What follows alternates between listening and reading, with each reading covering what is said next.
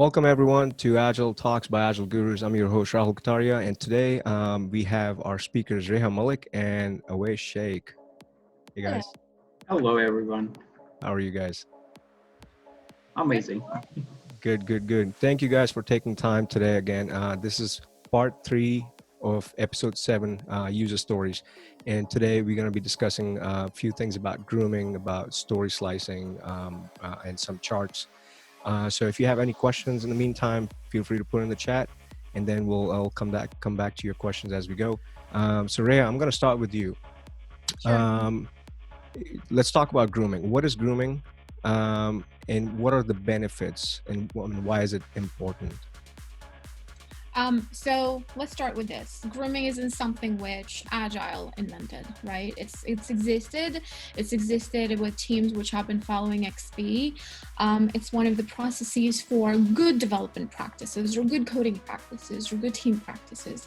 And what essentially grooming is putting a function, putting those guardrails around conversations which teams have, which Agile teams or business teams have around the scope of work at hand, right? So traditionally, if you are not a team which was following Agile, you will still have these conversations around how would you be designing a solution? How would you be coding a solution? How would you be testing a solution? And what we've done with Agile or with iterative development is we have brought that concept into a formalized ceremony called the grooming or the iteration refinement sessions, right? And what we do as part of grooming is in a particular iteration, whether it be a 2-week iteration or a 3-week iteration, teams should be spending upwards of 2 hours, between 2 hours and 6 hours, depending on the length of the iteration, talking about stories. The agenda for grooming should include the 3 amigos, which is the product owner or the product owner delegate, in this case an analyst, the role of a developer and the role of a tester. And all these 3 roles should come together and talk about the what is the ask, the why, which should be defined by the product owner and delegate, and then the roles of the development and the testing should be talking about the how. These together create what we call is the acceptance criteria, right? So that is all what is discussed in the grooming. Typically, some teams like to do the grooming for the entire sprint, so they would have longer meetings. Other teams would do more mini sessions where they would take 2 or 3 stories, which have been prioritized for the upcoming iteration, and then groom them, which is basically write acceptance criteria against them in the invest model, which we discussed in the past few of these podcasts. Think of the GWT syntax, the given when then, essentially, and start formulating an acceptance criterion. What essentially are we trying to solve? What problem are we trying to solve? So that As you mentioned, some teams do like 1 sprint worth of grooming, right? And some teams just like do 1 hour a week or whatever. What's a good like best practice for that? Is there, a lot of people say that you should just time box your grooming, just put like an hour block and groom as much as you can, so it should be continuous grooming. So actually I'm going to ask Awais. Awais, do you have any comments on that, or have you used some practices that work for you or your teams? Yeah, definitely. So, building upon Reha's point, what she said that the team should be spending some certain number of hours. Now, when we generalize it, usually it is a challenge for new teams to kind of decide on, how much grooming they need. So a thumb rule should be the team should not be spending more than 10% of their entire capacity. That is the guardrail of what the maximum amount of time you should be grooming. Now, depending on how the project is, on what stage of the iteration you are in, obviously, if you're getting new into the project, you'll have more refinement. If you are somewhere in the middle phase of the initiative, the teams would know what needs to happen. The feature acceptance criteria have been set up. The team necessarily knows, and there's a good iterative feedback coming in from the customers. So on different stages where your initiative is, the time would be different. And again, it's based on what the team says in the retro, what is the feedback that we are receiving for the team. Yeah. And again, on a very high level, right? The next sprint should be mostly defined. It should not be more than 2 sprints away, which is completely true. Then you lose the flexibility of being agile. And again, coming from waterfall, there are executives who would want like 3 or 4 sprints to be completely groomed. They're in the backlog, and they have the entire visibility. But then again, you lose the capability of having feedbacks from the customers and getting it out in the market fairly soon enough. Yeah. No, that's right. And you covered one of the other questions we had, which was a follow-up about how much of the grooming should we be doing, and what's and why? Like, why do people say 2 sprint versus 3 sprints versus 1 sprint? Reha, do you want to add anything to Oasis' comment on that? No, I completely agree with what Avis said. I think the intent here is to maintain agility. When we do a lot of grooming, or we are doing a lot of requirements and going through grooming of a lot of user stories, we run into the risk of having stale requirements, right? So you want to do just-in-time grooming. Typically what is suggested, or what we try and coach teams, is they should be reserving a certain amount of time boxing, a certain number of meetings per week for grooming, typically a week. An hour a week or hour and a half a week, and just try and groom as much as they can between there. What that helps is the burnout, right? You tend to forget. We're all humans. Yeah. I think everybody, if somebody has heard me before, everybody knows that I put a lot of emphasis on people. It's human. It's human to forget. It's human to start concentrating on something else. I do it all the time. I tend to forget what we discussed 2 weeks ago or 3 weeks ago.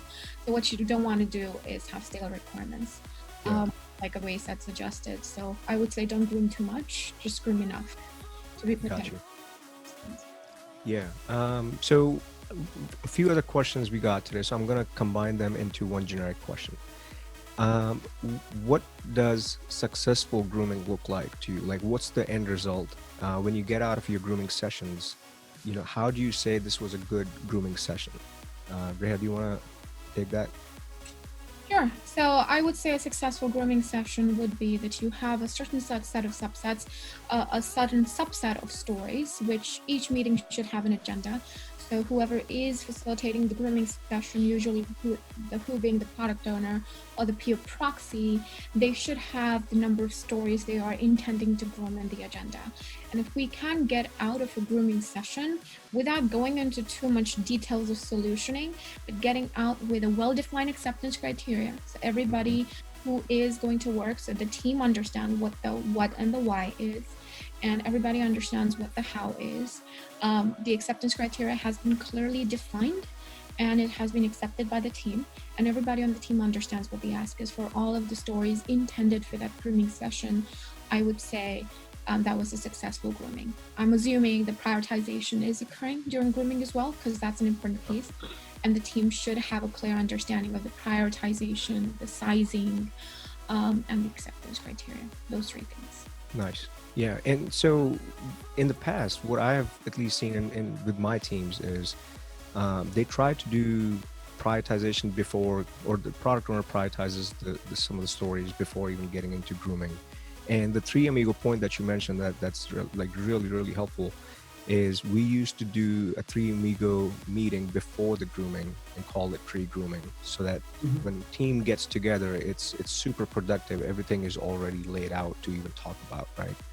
Another question regarding that is, do you guys story size or do story pointing during grooming, or like what's the good time to do story pointing, not slicing?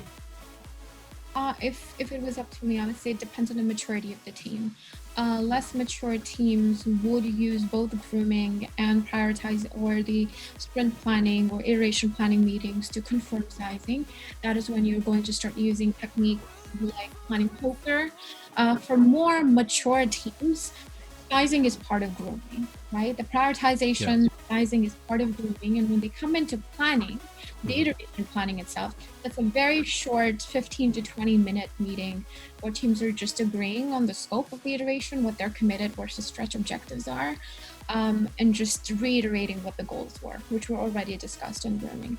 For Yeah. less mature teams, I think sizing comes in two phases. You take an initial stab at sizing during the grooming session, and those sizes are confirmed during sprint planning. Absolutely. Yep. And one of the, and I know we have a question about anti-pattern, and like talking about this, one of the anti-pattern I've seen in few teams for sure is a lot of people don't want to go back and resize it during planning. I mean, if there are new things that came in after you groomed a story or things changed, don't shy away from re-grooming a story that you thought was groomed well.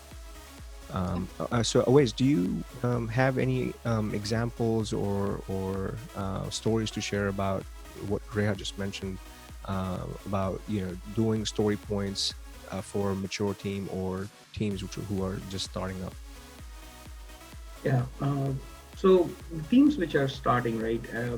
So they would like do story pointing within the grooming itself, right? Yeah. And one thing that the team needs to understand, even the sizing, it is very iterative in nature. And Rahul, as you mentioned, right? So initially, when the first time the story is kind of shown to the team, they refine it. There may be some unknowns, right? As time passes, as more unknowns are getting clearer, dependencies are getting clearer from the program board itself. Yeah. Then the size of the story changes, Yeah. right? So as we refine stories continuously at an iterative pace, uh, definitely sizing should also be a part of it. And Absolutely. that is where there are times where the teams miss out, and in sprint planning they would like, okay, we marked this as 3, but now with all the unknowns in place, this looks like an 8, right? So Yeah. it should be an iterative approach done continuously. Right. Absolutely. And so to summarize what you guys said, if you're getting out of a grooming session, your successful grooming session should look like you have some prioritized list of stories already fully groomed with story sized, right? So when you go into planning, you know exactly what you're going to work on, and then you can plan according to your capacity. Beautiful. All right, awesome. I'm going to read up the next question. So for the grooming that we talk about, who leads it, who participates in it, and who is a facilitator for a grooming session? Awais, do you want to kickstart that?